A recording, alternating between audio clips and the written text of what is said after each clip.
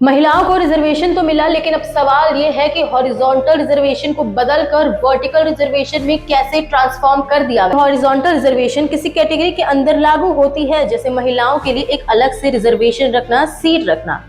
याचिकार्थी का कहना है कि इस कैलकुलेशन के तरीके की वजह से महिलाओं की नियुक्ति तय सीमा से कई ज्यादा हो चुकी है। अब इसके आसान एग्जाम्पल से समझते हैं। मान लीजिए किसी कैटेगरी में कुछ सीटें हैं और उनमें महिलाओं के लिए कुछ तय परसेंटेज रिजर्व है। हॉरिजॉन्टल रिजर्वेशन में महिलाओं का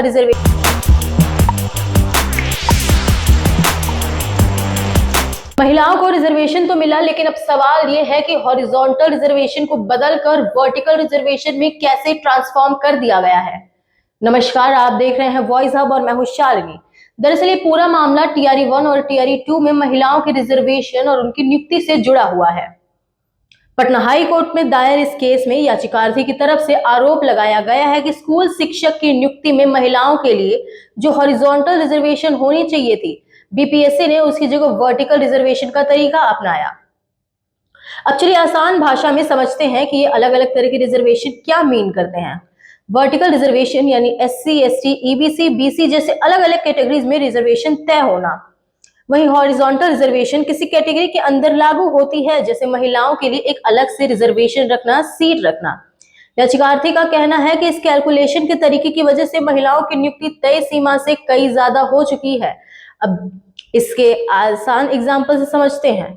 मान लीजिए किसी कैटेगरी में कुछ सीटें हैं और उनमें महिलाओं के लिए कुछ तय परसेंटेज रिजर्व है।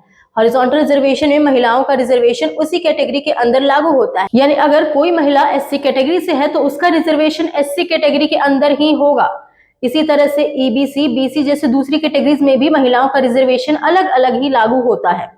लेकिन आरोप है कि टीआरई 1 और टीआरई 2 में इस कैलकुलेशन को हॉरिजॉन्टल रिजर्वेशन की जगह वर्टिकल रिजर्वेशन के तरीके से किया गया और इसी की वजह से सवाल उठाए गए हैं कि क्या महिलाओं की नियुक्ति तय परसेंटेज से ज्यादा हो चुकी है।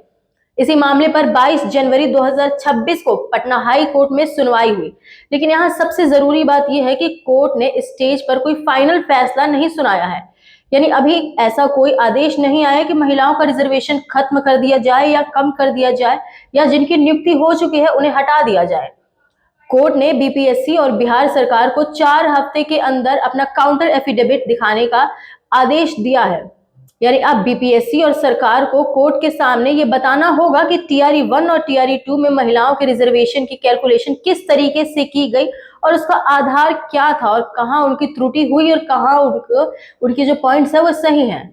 साथ ही कोर्ट ने ये भी कहा कि इस तरह के कई मामले पहले से पड़े हुए हैं, पेंडिंग में है, इसीलिए इस केस को भी उन्हीं मामलों के साथ टैग करने का निर्देश दिया गया है। अब यहाँ सबसे बड़ा सवाल ये है कि आखिर रिजर्वेशन की कैलकुलेशन में गलती हुई या नहीं। क्या महिलाओं के लिए तय हॉरिजॉन्टल रिजर्वेशन की सही तरीके से लागू हुआ या नहीं, या वर्टिकल रिजर्वेशन का तरीका अपनाया गया, और अगर कैलकुलेशन में गलती हुई है तो क्या टीआरई 1 और टीआरई 2 की नियुक्ति पर असर पड़ेगा।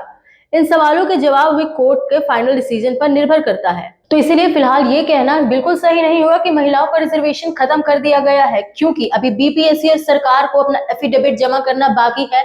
उसके बाद ही कोर्ट उसके अकॉर्डिंग फैसला लेगी।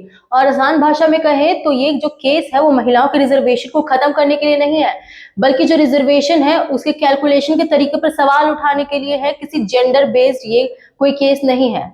तो इसके लिए अपना ओपिनियन हमें कमेंट्स में जरूर बताएं। आपको क्या लगता है कि ये केस कितना आगे बढ़ने वाला है? क्या जो स्टूडेंट्स ने, जिन अभ्यर्थियों ने ये मामला केस में डाला है, उन्हें न्याय मिलेगा भी या नहीं? और ऐसे ही इंपॉर्टेंट अपडेट्स के लिए बने रहे वॉइस अप के साथ। धन्यवाद।